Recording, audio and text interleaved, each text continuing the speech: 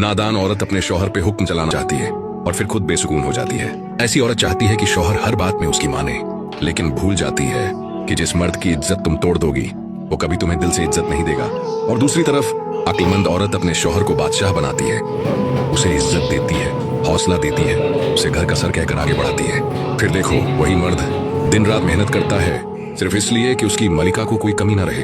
अक्लमंद औरत जानती है कि शौहर पर हुक्म चलाने से नहीं बल्कि उसके दिल को जीतने से मोहब्बत बढ़ती है। याद रखो बहनों, जो औरत अपने शौहर को इज्जत देती है अल्लाह उसे कभी रुसवा नहीं होने देता।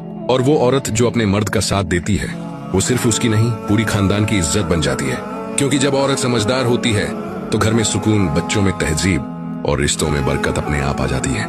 आखिर में बस इतना कहूंगा, अगर तुम चाहो तो तुम्हारा घर जन्नत बन सकता है। बस अपने शौहर को बादशाह समझना सीख लो। अगर बात दिल को लगी हो तो फॉलो जरूर करो, क्योंकि हर लफ्ज तुम्हारे रिश्ते को मजबूत बनाने के लिए है। नबी ने फरमाया औरत की जन्नत उसका शौहर है। वो औरत जन्नत में दाखिल नहीं हो सकती जिसका शौहर उससे नाराज है, वो नहीं दाखिल हो सकती। उसको खुश करो, उसकी इताअत करो, उसकी फरमाबरदारी करो, घर बसाओ।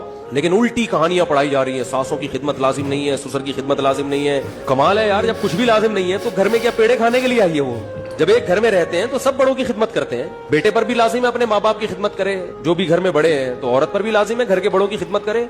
छोटों पर इसको ये लेबल ना लगाएं कि सास ससुर की खिदमत, इसको ये कहें कि छोटों पर लाजिम है कि वो बड़ों की खिदमत करे। चाहे वो शागिर्द हो, शागिर्द पर लाजिम है उसका उस्ताद की खिदमत करे। वो पोतों पर लाजिम है दादा की खिदमत करे, नवासों पर लाजिम है नाना की खिदमत करे। तो सिर्फ एक बहू पर लाजिम नहीं है सास ससुर की खिदमत। हर